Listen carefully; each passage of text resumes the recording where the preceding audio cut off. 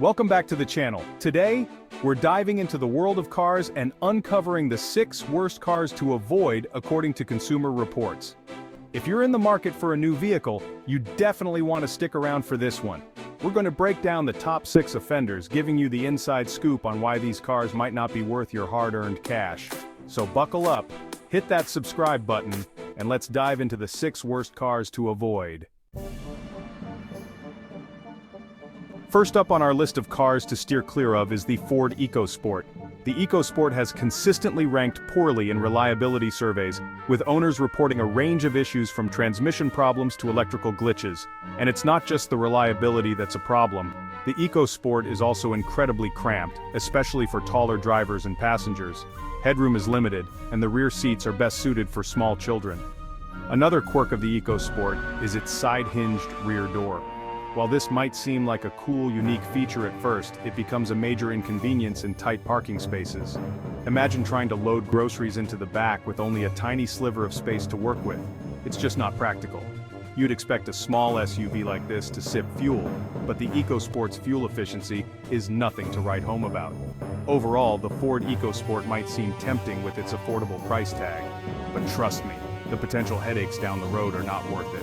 There are plenty of other subcompact SUVs out there that offer more reliability, space, and practicality. Next up, we have an American icon, the Jeep Wrangler. It's rugged, it's capable, and it has that go-anywhere, do-anything attitude that many car enthusiasts crave. But when it comes to safety and ride comfort, the Wrangler falls short. Consumer Reports has consistently given the Wrangler low safety scores, citing concerns with its rollover resistance and crash test performance.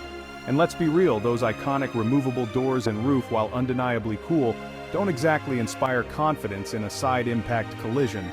The Wrangler's ride is about as smooth as a roller coaster ride through a rocky canyon. Its stiff suspension might be great for tackling off-road trails, but on paved roads it translates to a bumpy, jarring experience for both the driver and passengers. For the average driver who spends most of their time on paved roads, there are more comfortable and safer options available. Plus, the Wrangler's fuel economy is about as impressive as a brick's aerodynamics. So, while the Jeep Wrangler might be a capable off-roader with undeniable curb appeal, its low safety scores, rough ride, and dismal fuel economy landed on our list of cars to avoid. Our next contender hails from Italy, the land of pasta, pizza, and unreliable cars. That's right, we're talking about the Fiat 500. This pint-sized hatchback might turn heads with its chic Italian styling, but don't let its cute looks fool you. The Fiat 500 has a long and storied history of reliability issues, consistently ranking near the bottom of dependability surveys. From transmission failures to electrical gremlins, owning a Fiat 500 can feel like playing a game of automotive roulette. And if you value your personal space, you might want to avoid the 500's cramped interior.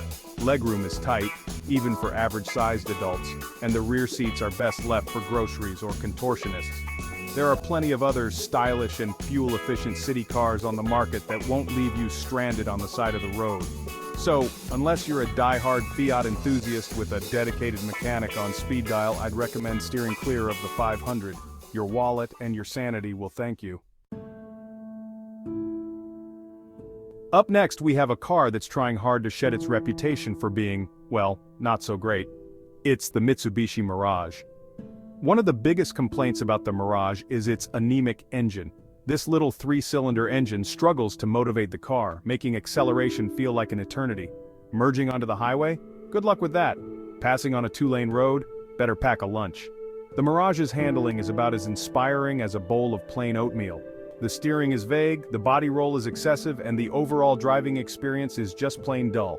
The interior materials are cheap, the seats are uncomfortable, and the overall design is about as exciting as watching paint dry. If you're looking for a basic, no-frills car to get you from point A to point B, there are better options out there, even at a budget-friendly price point. The Mirage is cheap, but when it comes to cars, you often get what you pay for. And in this case, you're getting a car that feels like it was built with cost-cutting as the top priority.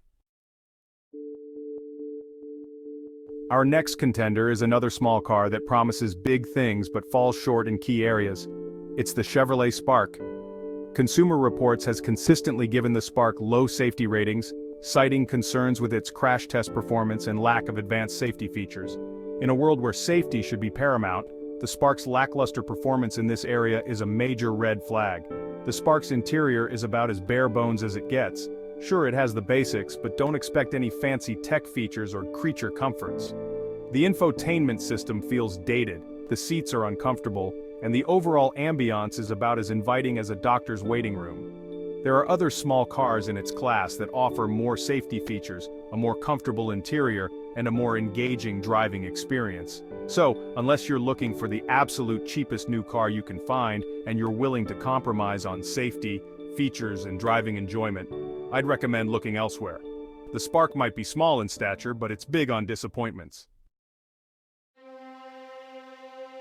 Last but not least, we have a truck that's big in size but lacking in modern amenities and efficiency.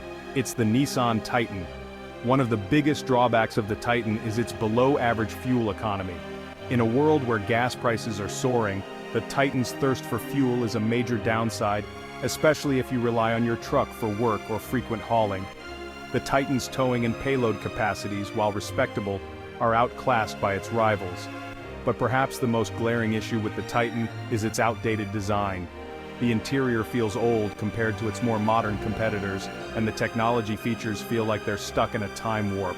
Its poor fuel economy, outdated design, and lackluster performance compared to its rivals landed on our list of cars to avoid.